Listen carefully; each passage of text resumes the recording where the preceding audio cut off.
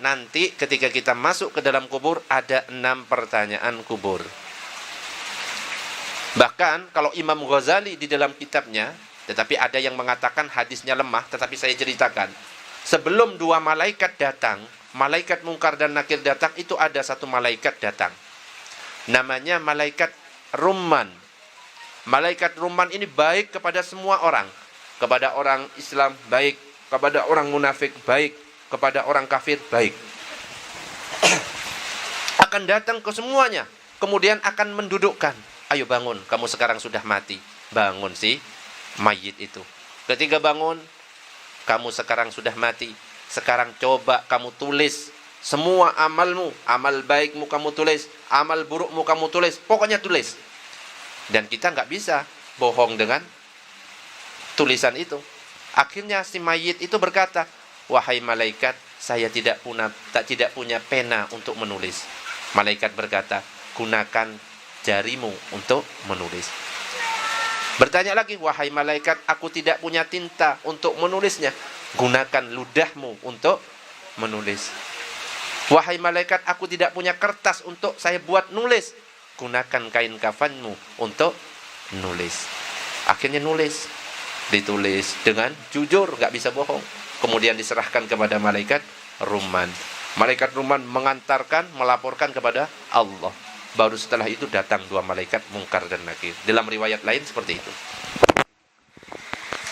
Nah, sekarang 6 pertanyaan kubur. 6 pertanyaan kubur. Apa saja? Marrabbuka, siapa Tuhanmu? Madinuka, apa agamamu? Man nabiyuka, siapa nabimu? Ma kitabuka, apa kitabmu? Aina kiblatuka, di mana kiblatmu? Man ikhwanuka, siapa saudaramu?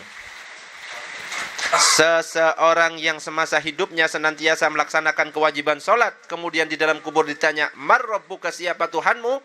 Maka dengan mudah ia dapat menjawab, Allahu Rabbi, Allah Tuhanku. Dan kenapa kok bisa dengan mudah menjawab? Karena ia terbiasa menyebut Allah setidaknya 6-8 kali di dalam sehari semalam. Dihitung kata Allah, lafaz Allah di dalam sholat 5 waktu, ada 68. Kalau orang sudah terbiasa mengucapkan Allah, Allah, Allah, akan mudah ketika ditanya, Marrabbuka. Orang yang jarang sholat, ya tentu susah. Kenapa? Karena tidak terbiasa mengucapkan lafaz Allah. Itu Marrabbuka. Yang kedua, terhadap pertanyaan yang kedua, Madinuka, apa agamamu? Seorang yang semasa hidupnya senantiasa melaksanakan kewajiban sholat, maka akan dengan mudah ia dapat menjawab, Al-Islamu dini. Islam itu adalah agamaku. Kenapa? Karena dalam konteks sekarang hanya Islam satu-satunya agama yang memerintahkan melaksanakan sholat. Kalau sudah terbiasa sholat, agama apa yang memerintahkan untuk sholat? Islam saja. Makanya ketika ditanya, apa agamamu? Akan mudah dengan orang yang senantiasa menjaga sholatnya akan mudah mengatakan, Islam agamaku. Yang berikutnya, pertanyaan ketiga. Pertanyaan ketiga, man nabiyuka, siapa nabimu?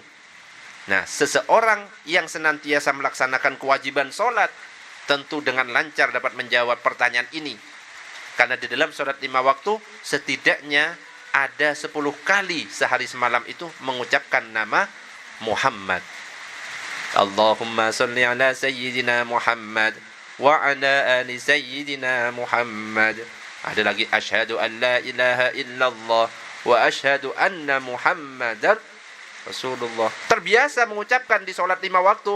Ketika ditanya man nabiyuka, akan mudah mengatakan Muhammad nabi. Muhammad adalah nabiku. Pertanyaan yang keempat, ma kitabuka, apa kitabmu?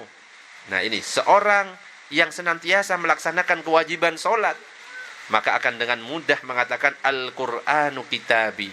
Quran adalah kitabku. Kenapa? Karena di dalam sholat ada banyak bacaan Al-Quran. Surat Al-Fatihah, bacaan Quran. Surat pendek setelah Al-Fatihah, bacaan Quran.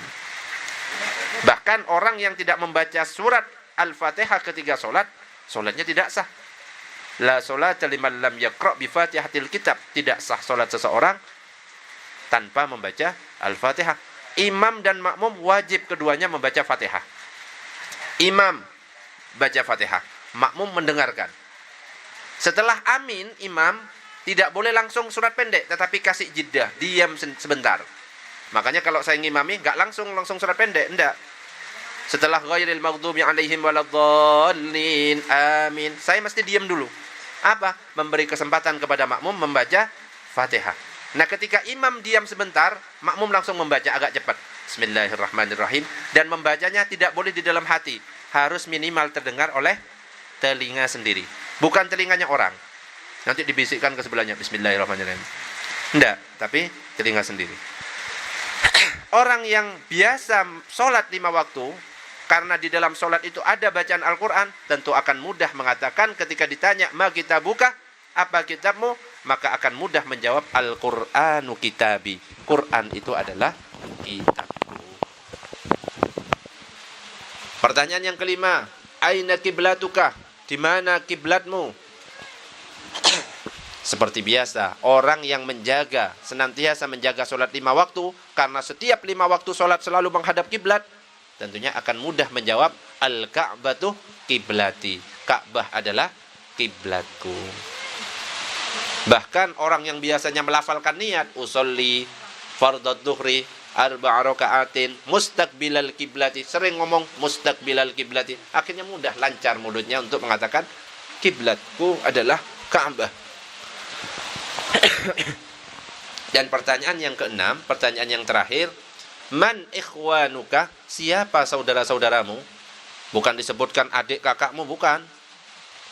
Ini bukan, adik saya ini, kakak saya ini, bukan. Ketika ditanya siapa saudaramu, maka jawabannya al-muslimun wal muslimat ikhwani. Muslim dan muslimah adalah saudaraku. Karena orang yang biasa menjaga sholat pasti ketika berjamaah di masjid ketemu dengan saudara muslim dan muslimah, maka akan mudah, lancar ketika ditanya man ikhwanuka.